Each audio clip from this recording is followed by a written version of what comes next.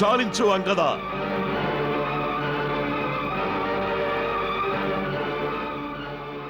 ఒక్కటి గుర్తుంచుకో, నీవు దూతగా పంపబడిన వాడు. అలాగని ఏం మాట్లాడినా మా నుంచి తప్పించుకోగలవని అనుకోకు. దూతకు కొన్ని నియమములున్నవి. రావణుని ఎదుట వాటిని మీరి మాట్లాడినట్లయితే అదే నీ చివరి ప్రేలాపనవుతుంది. హే లంకేశ్వర, రాముడు భయపడి నన్ను దూతగా ఎచ్చటకు పంపలేదు.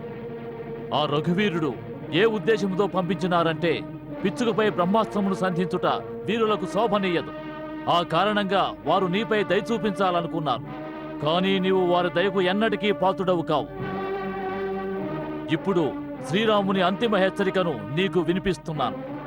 నేను నీ అపరాధములకు శిక్ష విధించుటకై లంకాద్వారము వరకు వచ్చియున్నాను. బ్రహ్మదేవుని వరము కారణముగా నీవు దురహంకారుడవైనావు. దానిని నశింపజేసే సమయము ఆసన్నమైనది. రాక్షసాధమా, నీవు సీతను తీసుకుని నా శరణు వేడని పక్షమున నేను ఈ పృథ్విని రాక్షసహీనంగా విస్తాను.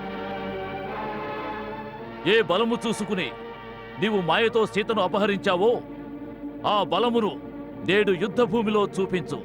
నేను మంత్రుల, పుత్రుల, బంధుబలగ సమేతముగా నిన్ను వధించి తీరుతాను. ఎందుకంటే నీవు మరణించుట వలన ముల్లోకములు నిశ్చింతగా ఉంటాయి. ఈ రావణుని రూపంలో ఉన్న నావ మునిగిపోయే సమయము ఆసన్నమైనది. ఇంకనూ మించిపోలేదు. ఎవరు శ్రీరాముని శరణు కోరి వస్తారో వారు రావచ్చును. వానరా!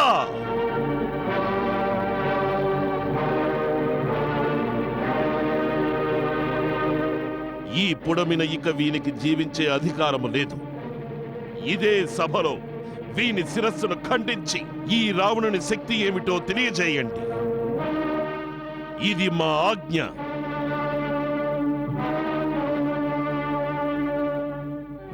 ఆగండి మహారాజా, ఈ అల్పులు మీ శక్తిని నాకేమి చూపించగలరు? నేను నా శక్తిని మీకు చూపిస్తాను. జై శ్రీరామ్, జై శ్రీరామ్.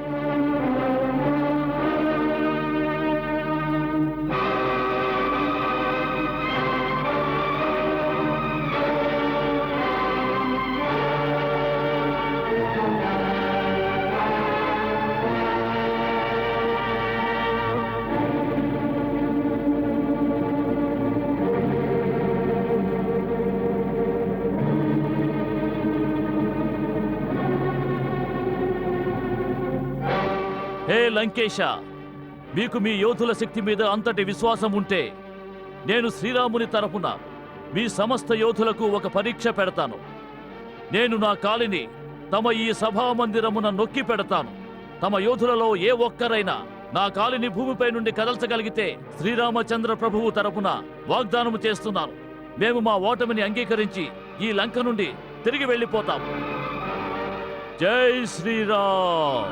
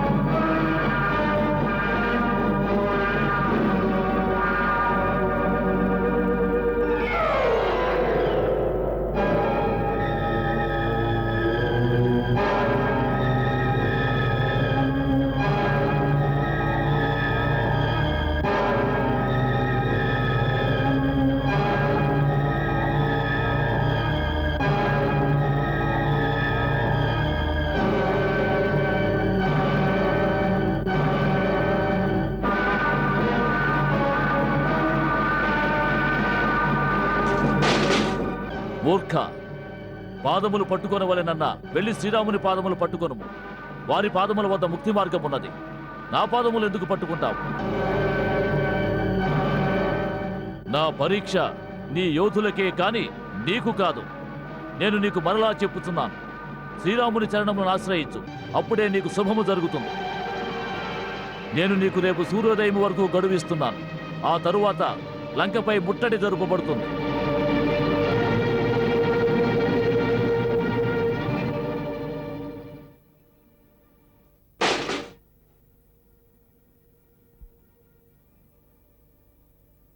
అగ్రజ, ఇది ఎవరి మకుటము?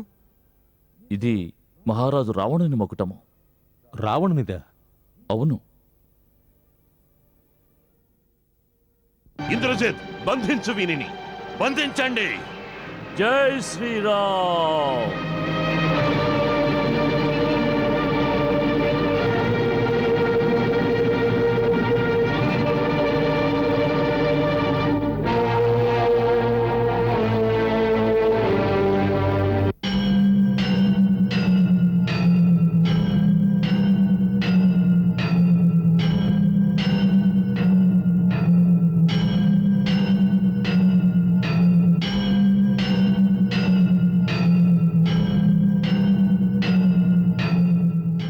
వత్స, కొంచెం ఆలోచించుము. సంధి ప్రస్తావన శత్రుపక్షము నుండి వచ్చినది. సంధికి సమ్మతించమని చెబుతున్నారా మాతామహ? సగర్వముగా సీతను తిరిగి ఇవ్వవలనా? ఇందులో హాని ఏమున్నది మహారాజా? హాని ఏమున్నదని అడుగుతున్నారా? ఆకాశంలో రెపరెపలాడే రావణుని విజయ పతాకము ముక్కలై ధూళిలో కలిసిపోతుంది. దశ దిశలు మమ్ములను చూచి చీత్కరిస్తాయి. దశ దిశల విజేతను మమ్ములను అవహేళన చేతురు. మద గర్వముతో సీతను సింహము వలె ఎత్తుకొచ్చినాం. ఇప్పుడు జంబుకము వలె భయభీతుడనై ఆమెను తిరిగి ఇవ్వవలనా? ఈ ప్రస్తావనకు సమ్మతించడమే మా పరాజయం మాతామహా. పుత్ర, నీ ఒక సత్యమును విస్మరిస్తున్నావు. ఈ లోకమంతయు రాముని పక్షమనే ఉన్నది. దేవతలు, నాగులు, గంధర్వులు, ఋషిపుంగవులు, అంతెందులకు ఏ బ్రహ్మ మహేశ్వరుల వరప్రసాదం వల్ల నీవు దురహంకారంతో ప్రవర్తిస్తున్నావో వారు కూడా నీ కార్యమును అధర్మని అంగీకరించి రాముని విజయమనే వాంఛిస్తున్నారు. నీవు దిగ్విజయుడివే, కాని దిగ్దిగంతముల్లో నీ హితము కోరువారు ఎవ్వరూ లేరు లంకేశ్వర. వత్స, భగవంతుడు బ్రహ్మ దేవదానవులను రెండు పక్షములుగా సృష్టించాడు. దేవతల యొక్క బలము ధర్మము, దానవుల పక్షమున అధర్మమున్నది. కాని అంతిమ విజయము ధర్మమునదే అవుతున్నది. అటువైపు ఋషుల దేవతల ధర్మము వారి పక్షమును బలపరుస్తున్నవి. ఒకవేళ యుద్ధము జరిగితే విజయము వారినే వరిస్తుంది. ఆ తుచ్చ వానర మానవుల నా విజయము వరించినది. మాతామహ, మీకీ మతి భ్రమణము ఏల కలిగినది? తమరు వారిని తుచ్చ వానరులు అనుకుంటున్నారు. వారిలో ఎంతమంది దేవతలకు గుప్తాంశాలున్నవో తమకు తెలియదు. వాని సైన్యములో శ్వేతుడు జ్యోతిర్ముఖుడు సూర్యభగవానుని పుత్రుడు, హేమకూటుడు వరుణతనయుడు, నలుడు విశ్వకర్మతనయుడు, మహాపరాక్రమవంతుడు దుర్ధరుడు వసుపుత్రుడు, నీలుడు అగ్నిపుత్రుడు, రాకుమారుడు అంగదుడు నేడు రాజమండపమునకు వచ్చినవాడు. అతను దేవరాజేంద్రుని మనుమడు. లక్షరాజు జాంబవంతుణ్ణి నీవు వృద్ధుడనుకుంటున్నావు. అతను బ్రహ్మదేవుని పుత్రుడు, శాంత స్వభావుడు. కాని అతడి ఘాతమును ఎవరూ తట్టుకొనడం సాధ్యము కాదు. అతడు దేవాసుర సంగ్రామములో ఇంద్రునికి చాలా సహాయము చేసినాడు. అమృత మదన సమయంలో కూడా అతడు అక్కడే ఉన్నాడు. లంకేశ, వారిలో ప్రతి ఒక్కరూ ఒంటరిగానే లంకను ధ్వంసం చేయగలరు. వీరత్వమునకు బుద్ధి కుశలత ఎంతైనా అవసరం ఉంది. అందుకని ఎప్పుడూ యుద్ధము చేయనివాడు ఎక్కువ తెలివైనవాడు. రాజా, ఇంతకంటే మంచి అవకాశం మరలా రానేరాదు. సంధి ప్రస్తావన వైరుపక్షము నుండే వచ్చినది. ప్రస్తుతం తమదే పైచేయిగా ఉంది. తమరు దాని వెనుకనున్న మర్మమును గ్రహించడము లేదు మాతామహ. మా శక్తికి శత్రువు భీతావహుడై సంధి కోసం గడ్డి ఖర్చుచున్నాడు. ఇదియే మా విజయమునకు ప్రథమ నిదర్శనం. వెళ్ళండి, నిశ్చింతగా మీ మందిరములో విశ్రాంతి తీసుకోండి. రాజనీతిలో రణనీతిలో తలదూర్చేందుకు తమరి వృద్ధాప్యం అంగీకరించదు.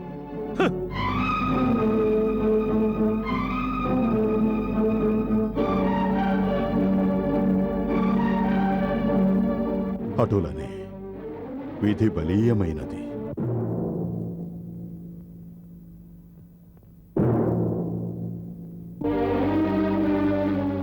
దానవరాజామయ్య, హే ధర్మపిత, రావణుని మనఃపూర్వక ప్రణామములు స్వీకరించండి. చిరంజీవ, యశస్వీ భవ. మేము తమకెంతో రుణపడి ఉన్నాము దానవరాజా. మేమేమిటి, లంకలో పసిపిల్లలు సైతము తమ నైపుణ్యమునకు వందనములు అర్పించవలసినది. ఒక ఉద్దండ వానరుడు లోకంలోనే సర్వోత్తమమైన లంకను దహించి వేస్తే తమరు లంకను మరలా పునరుద్ధరించినారు. భీకరాగ్ని కీలల్లో మాడిపోయిన స్వర్ణలంక ఇంకనూ మెరిసిపోతున్నది. లంకలోని ఈ మెరుపు ఎంతకాలం ఉంటుందో తెలియదు. ఆ చింతతోనే వ్యాకులచిత్తుడనై తమ చెంత నించున్నాను రాక్షసరాజా. ఈ లంకాధీశుడు తమరు చేసిన మేలును మరిచిపోలేడు దానవరాజా. తమకి ఏమి కావాలో కోరుకోండి. నేనిప్పుడు దానవరాజును కాను. ఒక ఆడపిల్ల తండ్రిగా నేను నా అల్లుని ఒక కోరిక కోరడానికొచ్చాను. ఆడపిల్ల తండ్రి, కన్యాదానము చేసిన దాత కుమార్తె ఇంటికి ఎన్నడూ ఏది ఆశించి వెళ్ళకూడదు. అతడు ఇస్తూనే ఉండాలి. ఇదే యుగయుగముల రీతి. కుమార్తె శ్రేయస్సు కొరకు, ఆమె సుఖ సౌభాగ్యాలు రక్షించుట కొరకు ప్రతి తండ్రికి సర్వాధికారాలు ఉంటాయి. వాటి నుండి అతడు ఎన్నడూ తప్పించుకోలేడు. లంకేశ్వరుని మహారాణి చింత నుండి తమరు ఆనాడే ముక్తులైపోయారు. మా భార్య రూపములో ఆమె భాగ్యమును మాతో ముడివేసిన క్షణముననే ముక్తులైనారు. ఇప్పుడు ఆమె శ్రేయస్సును కాంక్షించుట తమ పని కాదు, అది మా కర్తవ్యము. మహేశ్వరవర ప్రసాద, లంకేశ, ఇది నా కుమార్తె మండోదరి శ్రేయస్సు గురించి కాదు. పులస్య మహర్షి వంశం యొక్క భవిష్యత్తు, విశ్వావసు వంశజులకు సంబంధించిన సమస్య. మీరు చెప్పదలుచుకున్నదేమిటో సూటిగా చెప్పండి. వ్యర్థాలాపములతో మా అమూల్యమైన సమయమును వృధా చేయవలదు. రాజా, తమ పితృ సమానుడనైన మామను చేతులు జోడించి విన్నవించుకుంటున్నాను. ఆ సీతపై మోహమును విడనాడండి. ఎందుకు? దేనికోసం? దేనికోసమంటే అరణ్యములో సంచరించే ఆ వనవాసి కొందరు భల్లూక వానరులను కూడగట్టుకుని మాపై దాడికి వచ్చుచున్నాడనా? తమరా వనవాసిని తపస్విని గుర్తించలేకపోతున్నారు. మీరు తెలుసుకున్నారా? తమను గుర్తించేరా వానిని? ఆ నా అంతరాత్మ చెబుతున్నది. వారెవరో కాదు, సాక్షాత్తు సర్వశక్తిమయుడు త్రిలోకనాథుడే. ఎవడా త్రిలోకనాథుడు? మాకంటే గొప్పవాడు ఈ త్రిలోకాలలో ఎవడున్నాడు? రాజా, తమరు త్రిలోక విజేతలు. వారు త్రిలోక సృష్టికర్తలు. సాక్షాత్తు విష్ణువు యొక్క అవతారం. అవతారమా? విష్ణు యొక్క అవతారమా? దానవేశ్వర, తమరు మా గౌరవమును ప్రతిష్టను దిగజార్చుటకై వచ్చినట్లు ఉన్నది. ఎవరిని అఖిలేశ్వరుని అవతారం అనుకుని తమరు మా శిరస్సును వంచమని అంటున్నారో, సాక్షాత్తు వైకుంఠవాసుడైన విష్ణువే అయినా వాని ముందు మేము శిరస్సును వంచలేదు. వాని సుదర్శన చక్ర ప్రయోగము మమ్ము లేసమైనను ఏమీ చెయ్యలేదు. ఇక వాని అవతారము మా ముందు ఏ పాటిది? ఒక్క విషయము మరొకండి దానవరాజా, ఈ దశకంఠుని శిరస్సు తెగిపడవచ్చు గాని వంచుట మాత్రము జరగదు. ఈ దశకంఠుని శిరస్సు వంచగలవాడు ఈ పొడమిపై ఇంకను జన్మించలేదు.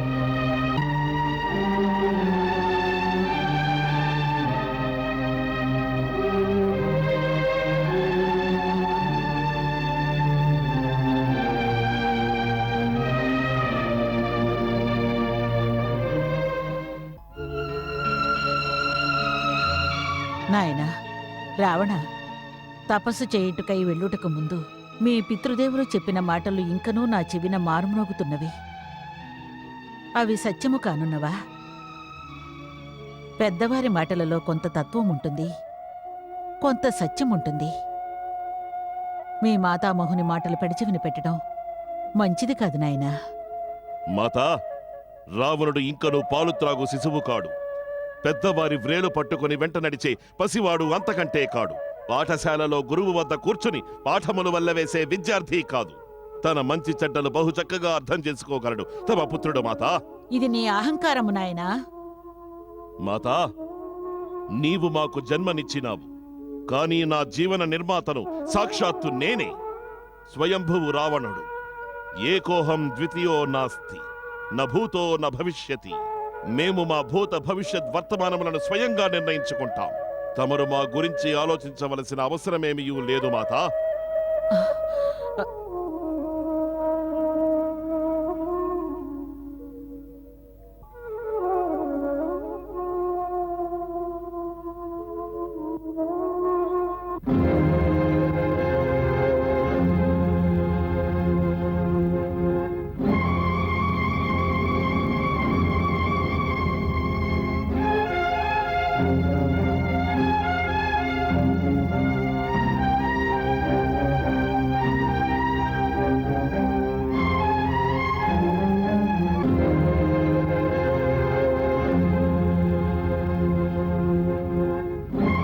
మూర్ఖ, పాదములు పట్టుకోనవలెనన్నా వెళ్ళి శ్రీరాముని పాదములు పట్టుకొనుము.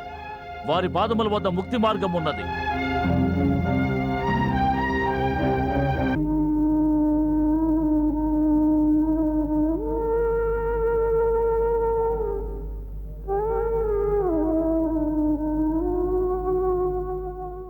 నాథ, సమస్త గురుజనులు తమకు ఉపదేశిస్తున్నారు.